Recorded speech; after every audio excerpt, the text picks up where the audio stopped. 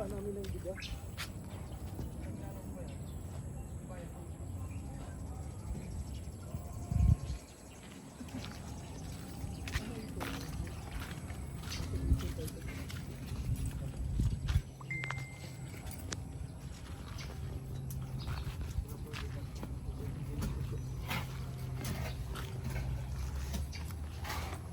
Ang suggest ko kanina, papa mo, yung ano ba dito, dito ba katulad sa sentro mo, maliit natin ng inspection nila, may basihan tayo.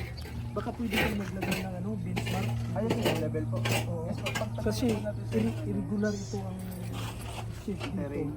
Dahil sabi ni Leo, 2 meters daw ang deep dito. From grade line.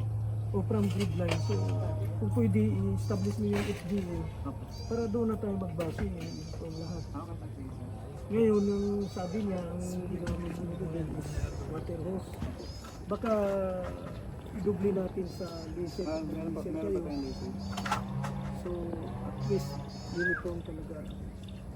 Ito po kasi yung solution. So, ang nalagay po sa plan ay from grade line existing. So, doon po kami ng base. Yung level po na ano natin, benchmarking, i-apply po natin sa columns na tsaka tayo base. So, yun po yung magiging proper natin level. Dito sa... Dito po yung ano po natin. Paano yung ground na elevation? May ano po tayo sir, from ano po, from na natural grade line, meron po tayong 60. So, yung doon po tayo sa maglalagay ng benchmark. Kaya nga, ano mo kasi ang deep baka hindi magkaparehas sa... Saan kayo magbabase? Kunwari, yan ang... Existing po, existing sir. Alam mo, dito po sa medyo malalim, dyan po kami sa existing kasi yun po yung tinamper namin. So, para po hindi siya disturb.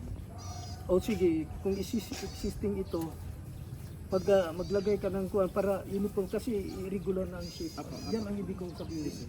Irregular na ang shape, so kung gusto niyo na may uniform yung deep na 2 meters na sinasabi mo, mag-ano tayo, may reference point tayo.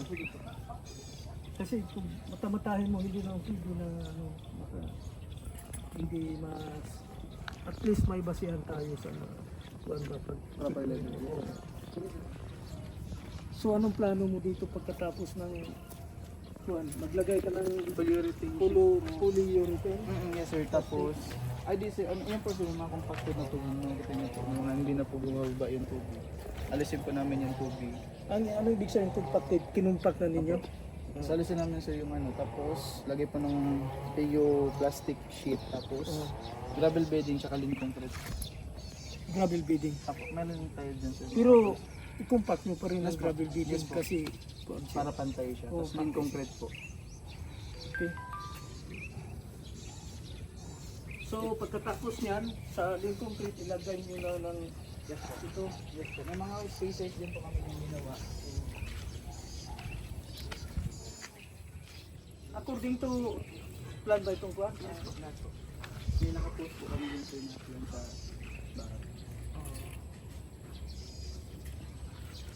Yung columnic niya prior to ground, ilan ang distance? Yung alam po? Di ba may columnic after Yes po. ilan ang height niya? Ang height niya sir from top po of footing is 1.8 ay 1.7. 1.7. Okay. Standard naman si So pagkatapos patay na po tayo. grid beam na lang ang Yes po. all around. Yes po. All around. May tie beam siya sir, tapos may ano po siya, wall footing. So bali dalawa po yung layer. Oh. I-take care lang sa mold. Yes po, kaya na po natin. Bawal pa yung magalaw. Hindi naman, normal lang yan na may rectification ka sa... Opo. I-correct mo kung ano ang medyo maganda kasi ikaw ang final say dyan. Sama. Yes sir. Conceptual design lang yung... Yung sabi yung sa kanya. Oo. Anyway sir, okay naman na po.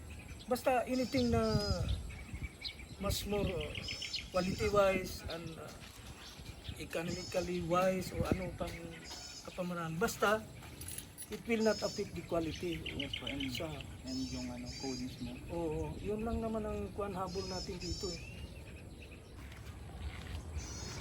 ang power supply doon. Doon, sir. Dito magmula. Opo, yun. So, Ito yung power supply. Yan po kasi yung pinakamalapit. Anyway, So- sir, construction light pa lang naman po yung ano natin. oh, Dito po yung ano, pwede naman tayo sa magpalagay po dito, pero maano? Ano yun, Medyo ang malayo. medyo flexible dito. dito kasi sir, tutok na. Pwede naman po dyan. Okay, kung ano ang medyo okay sa'yo, hindi naman masyadong critical yan. Kahit saan, basta. So, pagpasok sa building, magkaroon kayo ng conduit along the... Yes po. Yes po. Okay.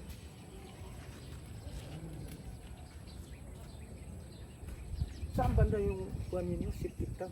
Doon sir, sa unahan po doon. Okay. Sa Ganda unahan yung po magandang ito. system. Ano sir, malapit lang po siya sa drainage. As per plan pa din po yun. Okay.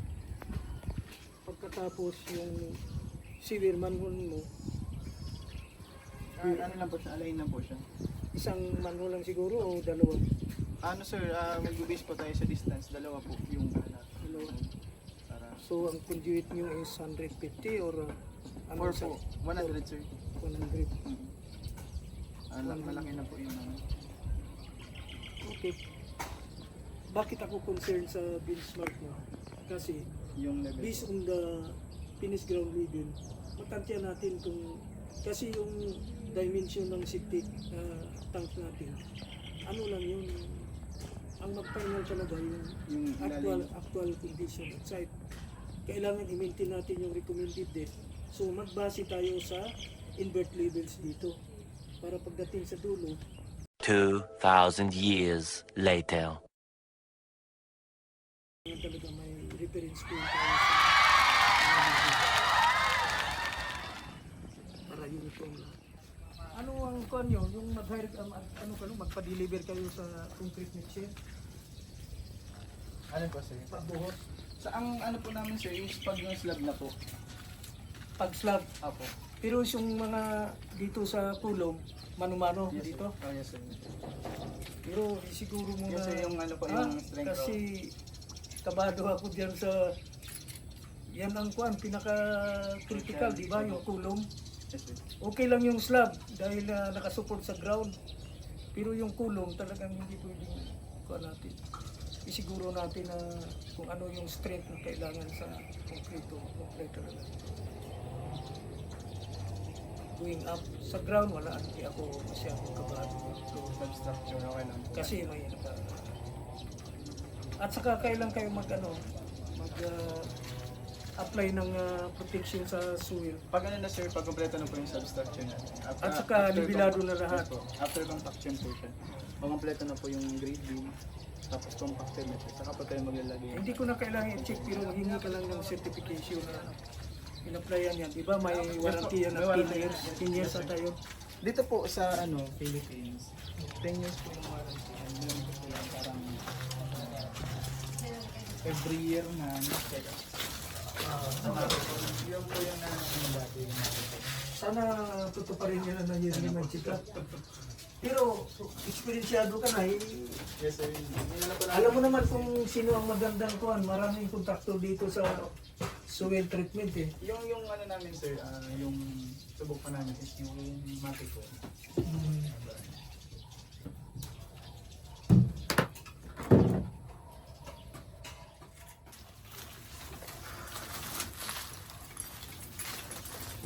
Papa mo ito, lagyan mo ng counting Yes sir. pan para hindi naman Wala pang kuryente sir. para ma-maintain yung kutis niya na ano. Wala pa yung kuryente natin sir.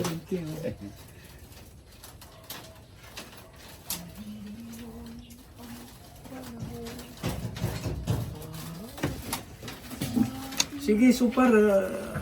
Yan pa naman ang kuhan dahil hindi pa naman masyado.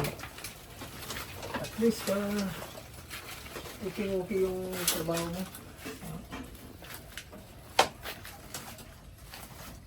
Normal lang yan, kahit okay, double check natin kasi 2 is better than 1, di ba? Yung pag ano natin. Mahirap yung may makaligtaan. Lalo na po sa mga sa mga substructure. Pag na may kuha na sa loob na ng building, wala na pwede na, siguro pag sila. finishing na siya, pwede na.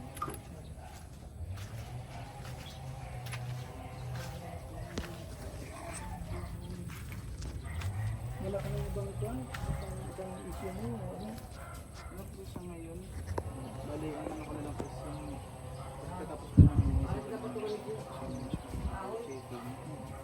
Basta pag ano po namin siya, pag request po namin yung inspection, pwede na po yun. Basta take time ka lang, no? Hindi naman tayo naghabol sa oras. Ang importante yung sequence basta ay tama lang. Yes po. Ito lang po talaga yung medyo matagal ng substructure. Oo, wala. Kaya medyo naano po kami sa subdivision. So, ano din ang ano, subdivision na pwede dito po magdala ng malahan. Maybe kasi nasisira yung daan. Makikita kung may mga hindi dati dito ah. Siguro sa Gabinawan. Kasi may mga ano lang po na dito.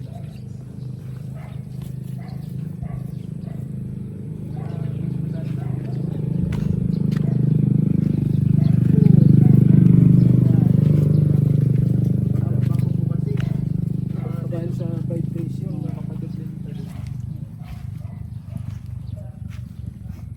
So yung bearing pressure ng lupa, kuan siya, Okay naman sir, maganda po yung ano. maganda siya. Indication sir, makikita niyo po yung pag may tubig, hindi po siya lubog-lubog.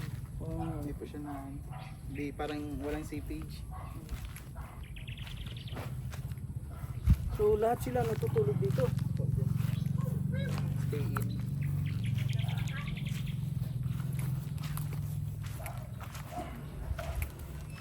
Ito sir yung ano po natin, yung location ng tubig. Maganda pa. Maganda naman po yung design niya. Plumber. Ito na yung water meter Yes sir. Ang ano po natin, tatlo po siya doon na sa ano, pag application. application po natin. Tatlo po siya. Sige. Per unit, tig-isap na. Iparallel na lang sa building. Yes sir. Ang abang po nito po pang ano din, pang 3 meters. Sabi mo.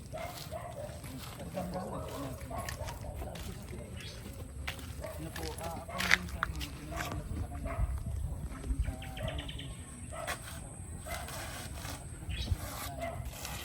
so, abangan po natin ng mas malaki.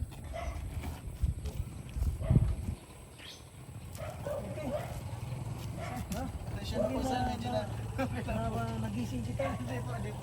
Ano po actually, pumunta pa talaga dito pag maaga. Kaso ano po po, kanina po kasi may nilakad ako. Ang ganito na lang.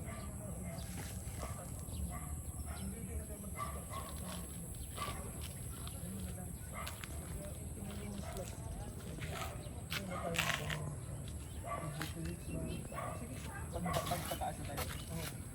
Okay. Ngayon po kasi sir, medyo maano po kasi sa structure po